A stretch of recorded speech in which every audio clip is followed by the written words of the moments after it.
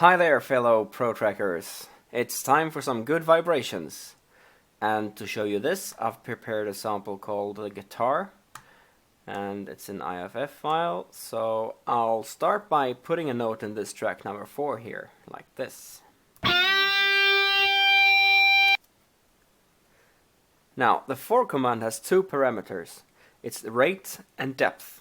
And the first parameter is the vibrato rate. This is how fast the vibrato will go from its lower to its higher value. And the second parameter is the depth. This defines how far away from the original note the vibrato goes. I'll give you two extreme examples. And first I'll do a very fast vibrato. So I'll go with the 4 command and choose B2. So the B here is how fast the vibrato will go, and since F is the highest value, you can imagine B is kind of fast. This low number, 2 here, is how far away from the original note the vibrato will go, so 2 is kind of subtle. And I'll fill the track with 4s here to keep it vibrating. And Protracker will remember the last 4 command you defined, so this will just be 4B2 all the way down here. Let's listen how this sounds.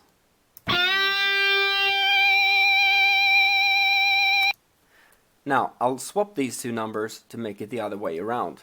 So I'll change the 4B2 to 4-2B instead. So now the speed of the vibrato, the rate is kind of subtle, but the depth is kind of wide.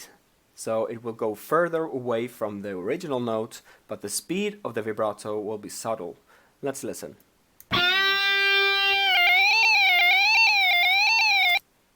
Well, that's kind of terrible, but you get the idea. So a more appropriate vibrato will be something like 7 and 1 here.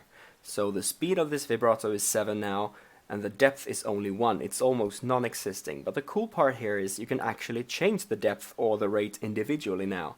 So I'll go down a couple of positions, change it to 2 and 3 and 4. So the speed will still be 7 all the way down here, but the depth of the vibrato will increase as the pattern plays down here. So listen how this sounds.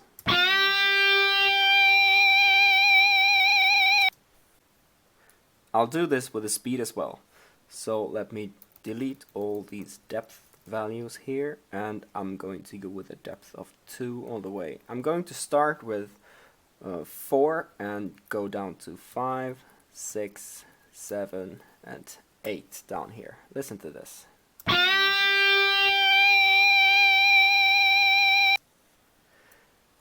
So this last vibrato here is actually 4-8-2, since the 2 is defined up here and never changed since then. So if I delete all these values for both depth and rate for the vibrato, Protracker will still play this note with 4-8-2 here, since it's the last value that was set to it. So always define your vibrato as soon as you want to use it, like 4-7-2.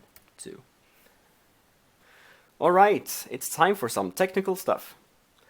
As you may remember, I told you in the introduction episode that you should never ever use the note B3 or your sound may be distorted. Now the problem here is that you can actually reach this note while vibrating without actually defining the note B3, since you're changing the pitch of the note in the vibrato. I'll put the actual limits in the description, but just be careful when vibrating with high notes.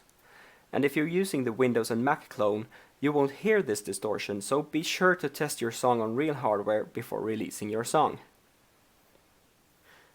And that little pro tip concludes this episode of this tutorial. So thank you for watching, please leave me a comment and I'll see you in episode 6.